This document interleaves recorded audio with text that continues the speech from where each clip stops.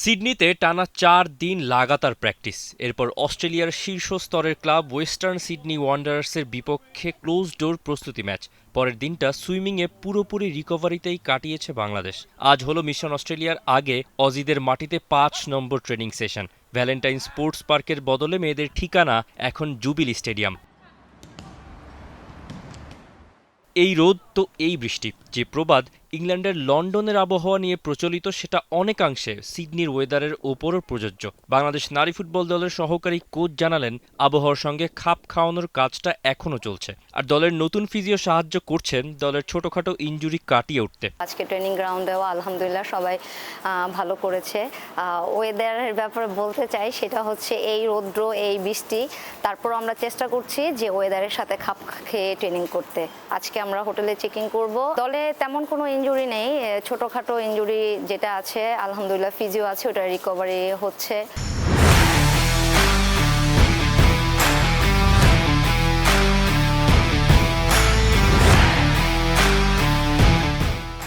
৩ March Bangladesh সময় দুপুরবেলা defending champion চীনের বিপক্ষে মাঠে নামবে আফিদা মারিয়া ঋতুপর্ণারা। ৬ মার্চ সেকেন্ড অপোনেন্ট ওয়ার্ল্ড র্যাঙ্কিংয়ে ৯ নম্বরে থাকা উত্তর কোরিয়া। প্রথম দুটো ম্যাচ সিডনির কমপার্ক স্টেডিয়ামে। তবে ৯ মার্চ উজবেকিস্তানের বিপক্ষে গ্রুপ পর্বের শেষ ম্যাচ খেলতে দলকে প্রায় ৪,০০০ কিলোমিটার ট্র্যাভেল করে যেতে হবে পার্থে। সিডনিতে আজই এএফসির অধীনে টিম হোটেলে চেক ইন হয়ে গেছে। এবার মিশন অস্ট্রেলিয়ার চূড়ান্ত কাউন্টডাউন শুরু। এশিয়ার মঞ্চে খেলার যোগ্যতাই বাংলাদেশের ফুটবল ইতিহাসের সবথেকে বড় অর্জন, এমনটাই বলছেন জাতীয় দলের সাবেক ফুটবলার জাহিদ হাসান এমিলি।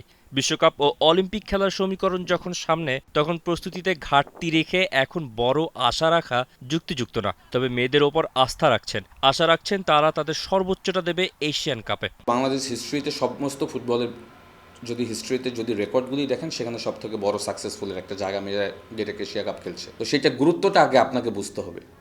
এবং এখান থেকে কিন্তু যেটা বললাম, ক্যালকুলেশনে কিন্তু অনেক, যদি আপনি হিসাব নিকাশ করেন, সেখানে কিন্তু ওয়ার্ল্ড কাপ খেলার মতো কিন্তু একটা পরিস্থিতি তৈরি হতে পারতো যদি আপনি ওই লেভেলে প্রিপারেশন নিতে পারতো। এবং একটা বড় ব্যাপার হলো, মেয়েদের আপনি যা করাবেন মেয়েরা কিন্তু তাই করতে পারে।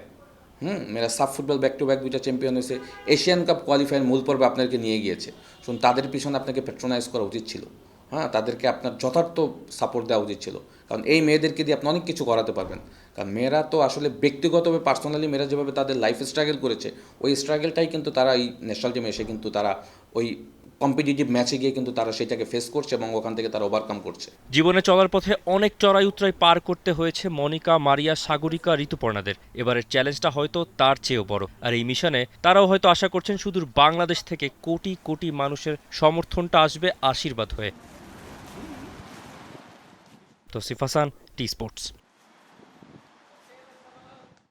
For more updates, subscribe to our YouTube channel and click on the bell icon. Follow us on Facebook and Instagram. Download T Sports app to enjoy exciting games and highlights. Visit tsports.com.